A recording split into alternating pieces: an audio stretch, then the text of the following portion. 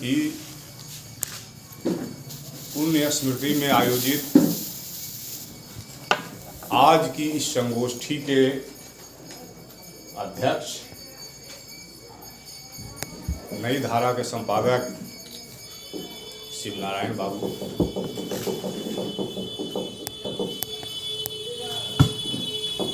आज के इस आयोजन के मुख्य अतिथि जनकवि, साहित्यकार, उपन्यासकार, जो भी कहें, बाबूलाल जी मधुकर, विशिष्ट अतिथि डॉक्टर किशोर सिन्हा जी, मुख्य वक्ता श्री राम यतन यादव जी, हृदय नारायण झा जी, और इस संगोष्ठी में उपस्थित साहित्य मर्मज्ञ जन। सबसे पहले हम हरिवंश बाबू को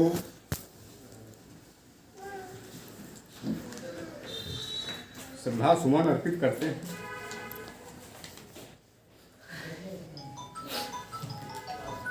हमें ठीक से याद है, वर्ष 2014 जब प्रातः हरिवंश बाबू का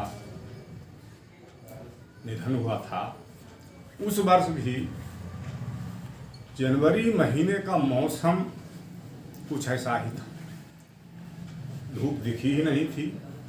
ठीक 24 को ही धूप निकली थी।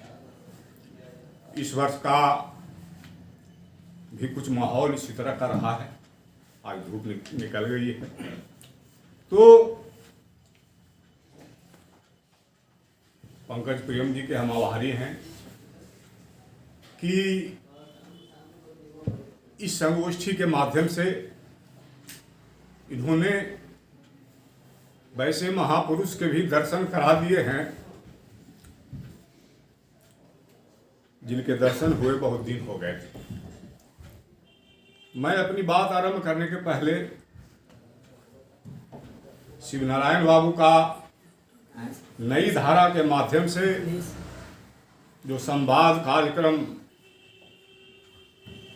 ऑनलाइन चल रहा है, मैं उसकी प्रशंसा करता हूं और चाहता हूं कि ये संवाद कार्यक्रम का संवाद जो है वह पुस्तकाकार रूप धारण करे, ताकि भविष्य के लिए वह धरोहर साबित हो सके। और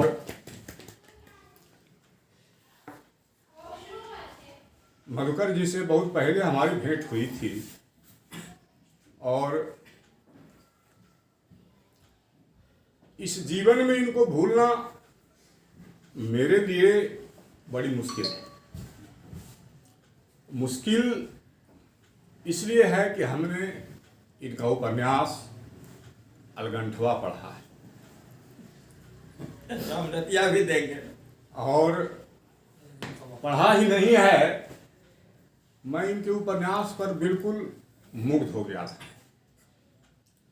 और मैं गांव का रहने वाला आदमी रहा हूं और ग्रामीण जीवन की वास्तविकता उसमें है। मगही का उपन्यास है। उस उपन्यास को मैं अपने घर ले गया और हमारे गांव में एक अंधे व्यक्ति हैं जिनको सुनाया। तो कुछ पृष्ठ सुनाने के बाद उन्होंने कहा कि हम पूरा सुनेंगे। तो पूरा हम तो उनको नहीं सुना सके, लेकिन हमने पुस्तक गांव के ही व्यक्ति को दी कि इनको पढ़ करके सुनाई। हमारे गांव में कई लोगों ने अलगंठवा उपन्यास पढ़ा और वह उपन्यास भूलने वाला नहीं है। तो पंकज जी ने आज वयोवृद्ध साहित्यकार से हमारी भेंट करा दी। हम इनका आभार मानते हैं अब हम विषय वस्तु पर आते हैं। पंकज जी का अनुरोध था कि किसी कहानी पर आप चर्चा करें, तो हमने सोचा कि हरिवंश बाबू की बहुत सारी कहानियां हैं जिस पर चर्चा हो चुकी है, चर्चित रही है, उन पर बहुत कुछ लिखा जा चुका है। तो जिन कहानियों की चर्चा हो चुकी है उन कहानियों को हमने छोड़ा है, और जो कम चर्चित कहानी रही है उस कहानी को लेकर के आज हम आपके बीच हैं। और यह सही है कि हरिवंश बाबू के साहित्य पर हमने 2 शोध कराए हैं। तो वायु गाड़ी के जमाने में हम टायर गाड़ी लेकर आए हैं, मगर यह टायर गाड़ी प्रतीक रूप में है और इसकी उपयोगिता जो है वह वायु गाड़ी से ज्यादा है। तो सबसे पहले यह कहानी जो है इस 8वां फूल कथा संग्रह की चौथी कहानी, और 8वां फूल कथा संग्रह इनका चौथा कथा संग्रह है। इनके जो 7 कथा संग्रह हैं, कहानी आपकी गोलंबर, अंतिम आदमी, 8वां फूल, कटआउट, भेंट का फूल और गरवा, ये 7 कथा संग्रह हैं जिसमें इनकी 75 रचनाएं हैं। हरिवंश बाबू ने तो सबको कहानी कहा है, लेकिन जब हमने एक समीक्षा के नजरिए से उनका अध्ययन किया तो मुझे लगा कि इसमें 65 शुद्ध कहानियां हैं और 10 साहित्य की अन्य विधाएं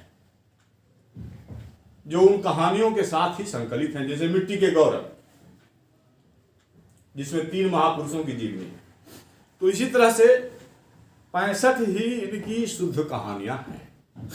तो यह 8वां फूल है और चौथा कथा संग्रह है जिसकी चौथी कहानी 4 और 4 8, ऐसे भी 8 बैठ जाती है संगति। तो यह कथा संग्रह 1994 के अंत में प्रकाशित हुआ, नवंबर महीने, और हरिवंश बाबू 1991 में दीपायतन के निदेशक हुए। तो दीपायतन के निदेशक की जो ड्यूटी होती है प्रौढ़ शिक्षा का कार्यक्रम, उस ड्यूटी को अपनी रचनाओं में उन्होंने खूब अंजाम दिया है। तो चूंकि यह 1994 में प्रकाशित कथा संग्रह की कहानी है, तो हमको इस कहानी की समीक्षा के लिए 1994 के पूर्व के समय में जाना है। साहित्य में युग बोलता है, जिस युग में साहित्य लिखा जाता है उस युग की स्थितियां परिस्थितियां उस साहित्य में निश्चित रूप से रहती हैं, और कोई भी युग जो है दूसरे युग का मुकाबला नहीं कर सकता है। जैसे भक्ति युग में सूरदास हुए, सूरदास ने जिस प्रकार की रचनाएं की आज के युग में उस तरह की रचना नहीं हो सकती। कृष्ण और गोपियां 4 कोस की दूरी पर, उस 4 कोस की दूरी से कितना आंसू बहा। कंचु की पट सूखत नहीं सजनी, उर्बिच बहत पनारे। सोच लीजिए कितना आंसू बहा 4 कोस की दूरी पर। तो यह वह समय था, वन संस्कृति थी, खुली संस्कृति थी, नदी के जल से पानी लोग पीते थे, वह युग था। आज के युग में सूरदास की जो रचना है वह नहीं लिखी जा सकती, इतना विरह हो ही नहीं सकता। मोबाइल का जमाना है, अरे भाई ज्यादा पीड़ा होगी तो जो है सो कि क्या कहते हैं, वीडियो कॉल करके बात कर लेंगे, फेस टू फेस तो हो ही जाएंगे, है कि नहीं। तो हर युग अलग होता है। सूरदास जी का युग अपना था और हरिवंश बाबू का युग अपना रहा। तो इस कहानी की समीक्षा आज जब हम चर्चा कर रहे हैं तो 26 वर्ष बाद चर्चा कर रहे हैं, और इन 26 वर्षों में हमारा बिहार और हमारा देश बहुत बदला है। 1990 से हमारे देश में बदलाव का दौर शुरू हुआ, जबकि मनमोहन सिंह के द्वारा नई अर्थनीति आई और हमारे देश का बजट जो है वह गांव केंद्रित हुआ। तो 90 के बाद से गांव का विकास शुरू हुआ, तो शुरू हुआ, विकास नहीं हुआ। तो इन सब बातों को ध्यान में रखते हुए टायर गाड़ी कहानी पर हम आगे बढ़ते हैं। और चूंकि हम पहले वक्ता हैं तो समय तो हमको है, हम अपने समय का पूरा उपयोग भी करेंगे। तो हरिवंश बाबू आम आदमी के साहित्यकार रहे। आम आदमी की पीड़ा, आम आदमी की समस्या के वे जानकार तो रहे ही हैं, उन समस्याओं के समाधान के पैरोकार भी रहे। तो टायर गाड़ी कहानी कृषक परिवार की कहानी है, और टायर गाड़ी कहानी के माध्यम से कृषक परिवार की आकांक्षा और विकास की ललक जो है आपको देखने को मिलेगी। सबसे पहले हम टायर गाड़ी कहानी की जो कथा वस्तु है उसको सामने रख दें ताकि इस कहानी को समझने में सुविधा होगी। तो एक कृषक परिवार की कहानी है जिसमें दो भाई हैं। बड़ा भाई फनेला सिंह और छोटा भाई जिसका नाम का उल्लेख नहीं है लेकिन वह दरोगा है। और दोनों अपनी कमाई जो है फनेला सिंह अपनी पत्नी को देता है और दरोगा भी अपनी भाभी को देता है, अर्थात भाभी मालकिन है जिसका नाम गुलाबी है। तो कथा इसी तरह से चलती है कि फनेला सिंह अपनी पत्नी से टायर गाड़ी खरीदने की इच्छा जाहिर करता है, खरीदने के लिए कहता है। उसके पीछे उसका मकसद ये था कि हमारे घर में जो हमारी उपज है उसको हम आसानी के साथ बाजार में उस गाड़ी पर रख करके पहुंचा सकें। अमरूद, सेब, अमरूद, आम, केला, पपीता आदि की चर्चा है। लेकिन पत्नी गाड़ी नहीं खरीदी, और इस बीच में देवर और भाभी के बीच आसपास में समाज में गलत चर्चा निकल जाती है। तो इन दोनों परिस्थितियों से क्षुब्ध होकर फनेला सिंह घर छोड़ देता है। घर छोड़ देता है और लंबा समय बीत जाता है। तो उस गांव में बैकुंठपुर गांव की चर्चा है, जिस गांव की यह कहानी है। और स्पष्ट निर्देश तो नहीं है कि मतलब कहाँ की है, लेकिन हम भी जलालपुर के रहने वाले, बगल में बहादुरपुर, महमदपुर, तो बहुत सारे पुर हैं, दौलतपुर, बिहार की हो सकती है कहानी, बहुत होगी तो उत्तर प्रदेश की हो सकती है, लेकिन हमारा मन तो यही कहता है कि बिहार की ही कहानी, बिहार के ही किसी क्षेत्र विशेष की कहानी है। और हरिवंश बाबू पटना जिला और नालंदा जिला पर बारीक नज़र रखते थे। हालांकि अन्य जगहों पर भी चूंकि वे प्रशासनिक पदाधिकारी थे और उन्होंने सेवा दी तो और भी जगहों का भ्रमण किया, लेकिन बिहार से बाहर की यह नहीं है, ऐसा मुझे लगता है। तो फनेला सिंह घर छोड़ देता है। इसके बाद उस गांव की यह परिपाटी थी कि 12 वर्ष तक अगर किसी का पति वापस नहीं लौटता है तो उसको मृत मानकर पत्नी को विधवा के वस्त्र पहना दिए जाते हैं। उस गांव की यह मान्यता थी। तो उस मान्यता के अनुसार ठीक 12 वर्ष जब Your Snoop rocker is ready to pair.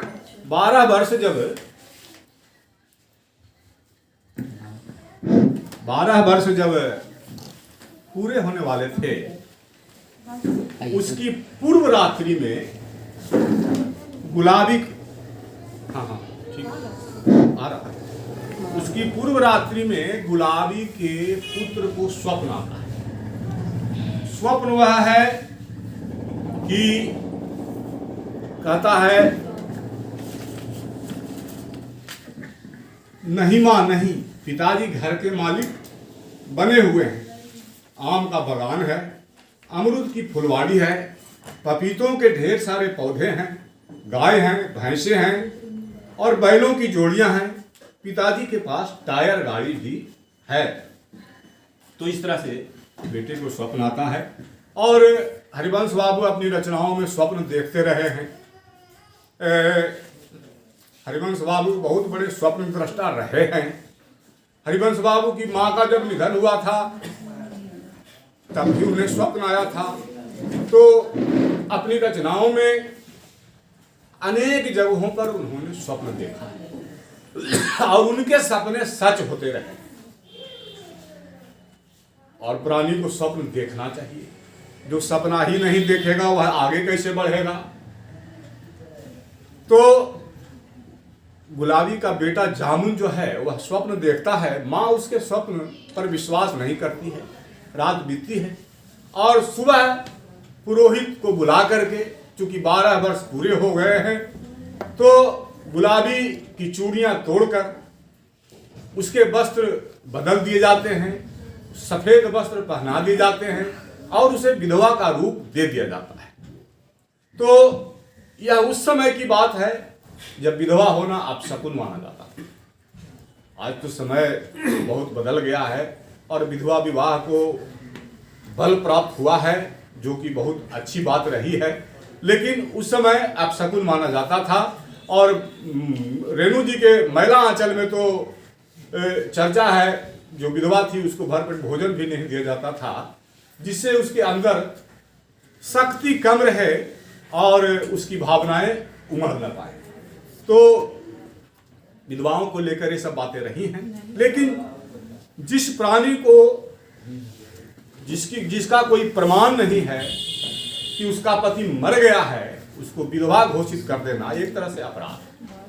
तो ठीक है, ये हो जाता है। और उसी संध्या जो है कुमार साहब करके पदाधिकारी हैं, सरकारी पदाधिकारी, चर्चा हुई कि गांव में बहाली होने वाली है, पढ़ाने के लिए बहाली होने वाली है, बूढ़े बुजुर्ग पुरुष और महिला को पढ़ाने के लिए बहाली होने वाली है। तो कुमार साहब आते हैं और गांव के युवकों से का इंटरव्यू लेते हैं। जामुन जो कि गुलाबी का बेटा है वह भी सामने जाता है और इसको देख करके वे चौंकते हैं। मुखाकृति कहीं से मेल खा रही थी, जिसे देख करके वे चौंकते हैं और उससे विस्तार से पूछते हैं और उसी का सिलेक्शन होता है। तो सिलेक्शन होने के बाद जामुन जो है प्रोग्राम बनाता है अगले दिन कि साहब के यहाँ चलना है। तो अपने चचेरे भाई के साथ साहब के ऑफिस में जाता है, जहाँ पता चलता है कि चूंकि 2 दिन ऑफिस बंद है, साहब घर गए हुए हैं। तो साहब के घर का पता मालूम करके वह पूछते पूछते साहब का घर पहुंच जाता है और घर से पहले खान जहाँ जानवर बंधे हुए थे और बागान भी देखता है। एक कुएं पर एक युवती जो है पानी भर रही थी, एक वृद्धा को स्नान कराना था, वहीं वह जानकारी प्राप्त करता है। और वहीं एक 15-20 फीट का दालान था जिस पर खाट पर एक अधेड़ व्यक्ति सोया हुआ था। तो सबसे पहले जामुन के भाई की नजर पड़ती है, देखता है और अवाक रह जाता है। पुनः उस युवती से जाकर कुएं पर वाली से पूछता है उसके बारे में कि ये कितने दिन से यहाँ हैं, तो मालूम होता है कि 12-14 बरस से यहाँ हैं। तो दोनों बच्चे उस अधेड़ के पांव पकड़ लेते हैं, क्योंकि वह जामुन का पिता था। क्या बात है। जो नाम बदलकर रामचंद्र सिंह के नाम से उस किसान के यहाँ बराहिल था। कुमार साहब के यहाँ ही बराहिल था, और कुमार साहब के पिताजी ने ही उसको बराहिल रखा था।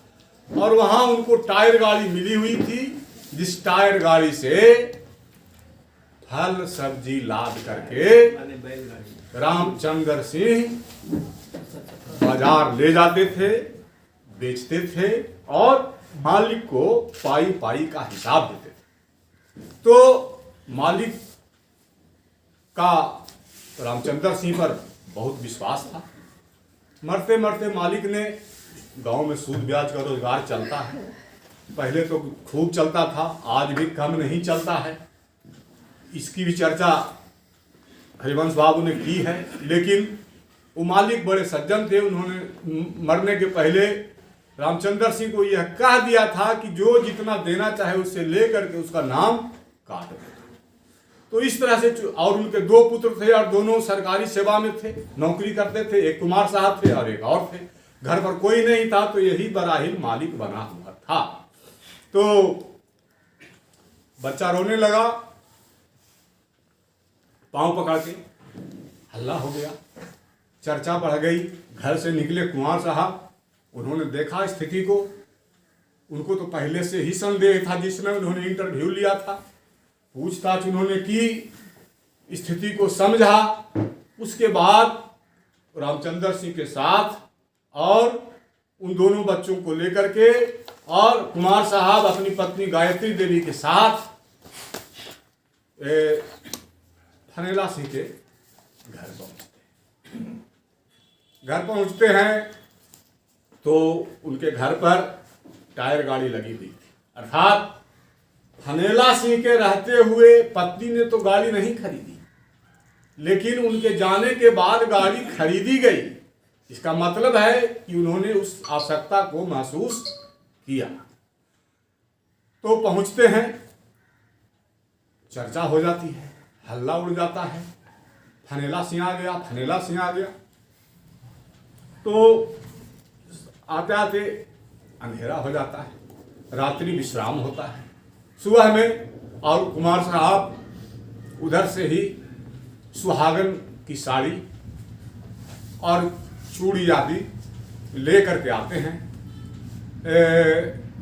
सवेरे गुलाबी के वस्त्र बदले जाते हैं और गुलाबी जो है गुलाबी हो जाती है। तो इस तरह से 12 वर्ष के बिछड़ाव के उपरांत जो है फनेला सिंह उर्फ रामचंद्र सिंह की वापसी होती है। तो वापसी होती है, कहानी यहाँ समाप्त हो जाती है। कथा वस्तु यही है, लेकिन इस कथा वस्तु के पीछे का मर्म क्या क्या है, इसको समझना बहुत जरूरी है। तो हमने नोट किया है आपके लिए कि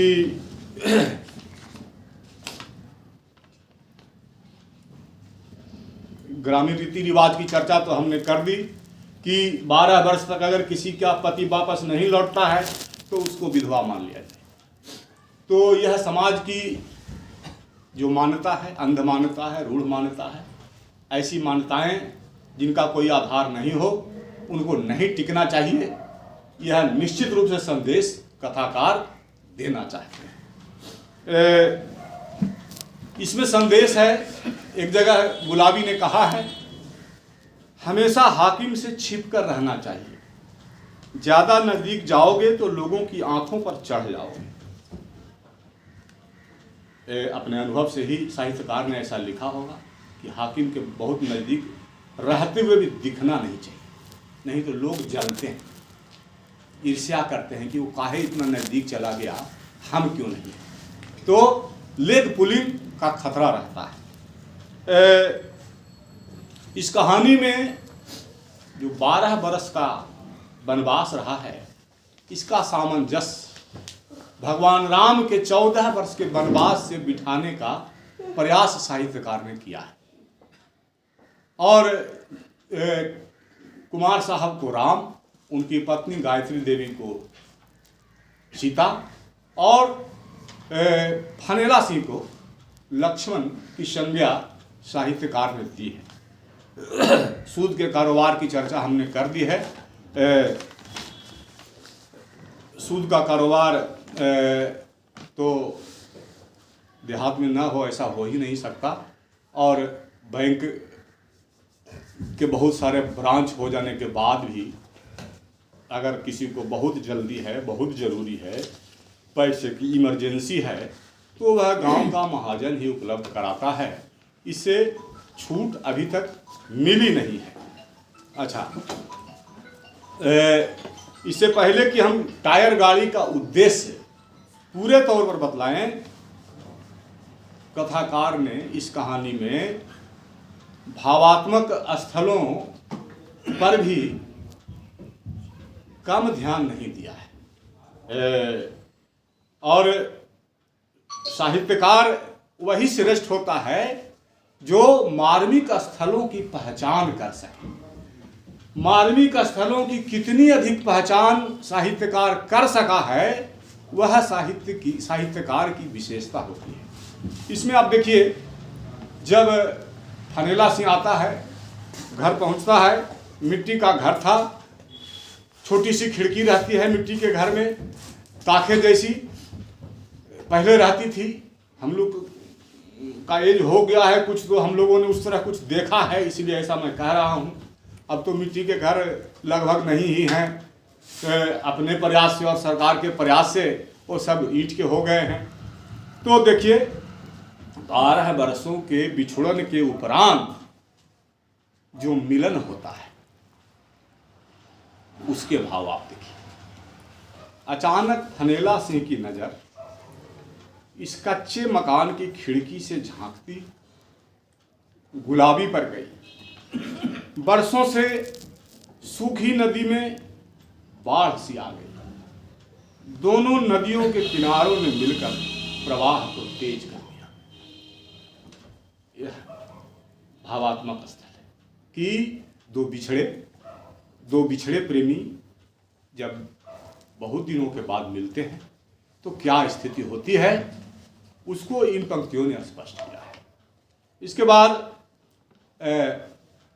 यह बतलाने कहने में कोई संकोच नहीं कि हरिवंश बाबू बड़े रसिक जी थे, और साहित्यकार रसिक न हो ऐसा हो नहीं सकता।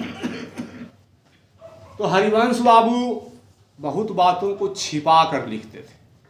आप खोजिए, आपका काम है। हमने तो उनसे जब वे जीवित थे हर सप्ताह हमको बुला लिया करते थे।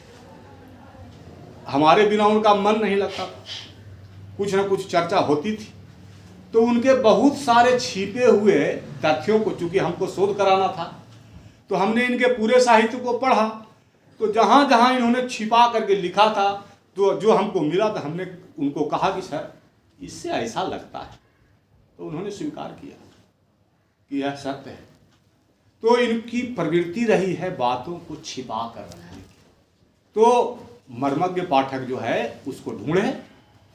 तो देखिए कैसा, कितने बड़े कैमरामैन थे हरिवंश बाबू, और साहित्यकार फोटोग्राफर भी होता है, कैमरामैन भी होता है, और जितना बड़ा वह फोटोग्राफर होता है उतना ही बड़ा वह साहित्यकार होता है। देखिए उनका चित्र।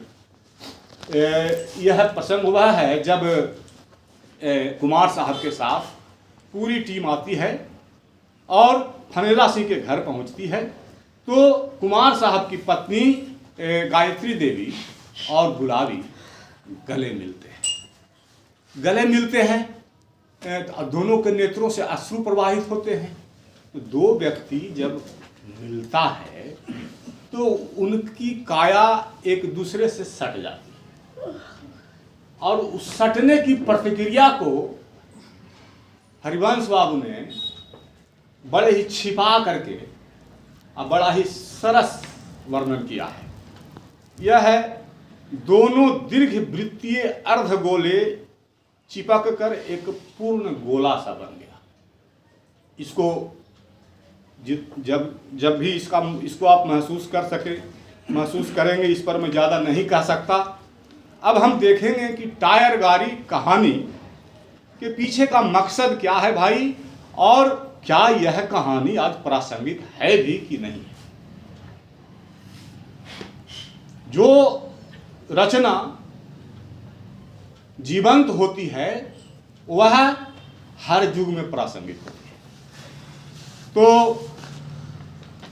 इसका उद्देश्य क्या क्या है। टायर गाड़ी कहने का मतलब यह हुआ कि बैलगाड़ी तो हम लोग जानते हैं बैलगाड़ी में चक्का में उसके लोहा लगा हुआ रहता था, और लोहा जब लगा हुआ रहता था तो पक्की सड़क को वह खराब कर देता है। लेकिन टायर गाड़ी, उस गाड़ी का चक्का जब टायर का रहता है तो उससे सड़क खराब नहीं होती। हालांकि यह उस दौर की बात है जब पक्की सड़क नहीं थी। कहानी में इस बात का स्पष्ट संकेत है। तो पहली बात तो यह है कि इसके उद्देश्य और कहानी का जो महत्व है इन कारणों से है। टायर गाड़ी की आसक्ति जो है वह कर्म की आसक्ति है। कहने का मतलब है कि फनेला सीट टायर गाड़ी की मांग क्यों करता है। फनेला सीट टायर गाड़ी की मांग इसलिए करता है कि घर की जो उपज है उसको आसानी से हम बाजार में पहुंचा सकें। और आज तो बाजारवाद का जमाना है, और सभी लोग इस बात को महसूस कर सकते हैं कि गाड़ी के बिना तो आज हमारा काम चलता नहीं है। सामान पहुंचाना रहे चाहे खुद को पहुंचाना रहे, गाड़ी चाहिए भाई। तो साहित्यकार जो होता है वह अग्रसोची होता है, वह भविष्य दृष्टा होता है। रघुवंश बाबू ने इस बात को महसूस किया कि किसानों के लिए वैसे साधन की बहुत जरूरत है जिसके माध्यम से वह अपनी उपज को बाजार तक आसानी से पहुंचा सके।